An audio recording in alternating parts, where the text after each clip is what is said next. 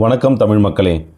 கல்யாண மண்டபம் இல்லை, 5 ஸ்டார் ஹோட்டலும் இல்லை, ஏன் கோயில் கூட இல்லை. ஆனால் இந்த கல்யாணம் தான் இப்போது சமூக வலைதளங்களில் ரொம்ப பரபரப்பாக பேசப்பட்டுக்கிட்டு இருக்கு. இந்த ஜோடி எடுத்த முடிவு தான் இப்போ சமூக வலைதளங்களில் பரபரப்பாக பேசப்படுது.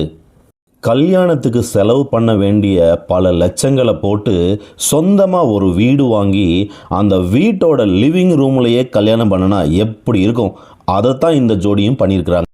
ஆடம்பரம், அலங்காரம் மற்றும் பிரம்மாண்டம் இதை எல்லாத்தையும் விட்டுட்டு ஒரு நாள் கூத்துக்கு பல லட்சங்களை செலவு பண்ணாமல் தங்களோட எதிர்காலத்தோட நலத்தை கருதி இந்த முடிவை இவங்க எடுத்திருக்கிறாங்க.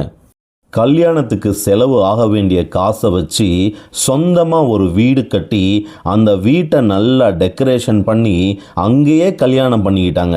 எவ்வளவு சூப்பரான விஷயத்தை பண்ணியிருக்கிறாங்க. சொந்தமாக ஒரு வீடு வாங்கி அந்த வீட்டிலையே கல்யாணமும் பண்ணி அந்த வீட்டிலையே வாழறதுங்கிறது இருக்குல்ல, அதுதான் சொர்க்கம்.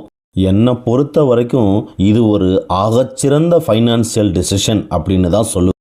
ஏன் நான் இப்படி சொல்கிறேன்னா, அடுத்தவங்களுக்காகவும் ஆடம்பரத்துக்காகவும் தேவையில்லாமல் கடனை உடனே வாங்கி ஒரு கல்யாணத்தை பண்ணிவிட்டு காலம்பூரா அதுக்காக கஷ்டப்படுறதை விட்டுட்டு சொந்தமாக கல்யாணத்துக்கு செலவு செய்ய வேண்டிய பணத்தை வச்சு ஒரு வீடு வாங்கி அந்த வீட்டிலையே கல்யாணம் பண்ணிட்டு வாழணும் அப்படின்னு நினச்சாங்கல்ல, அவங்களோட முடிவு ஒரு தலைச்சிறந்த முடிவு.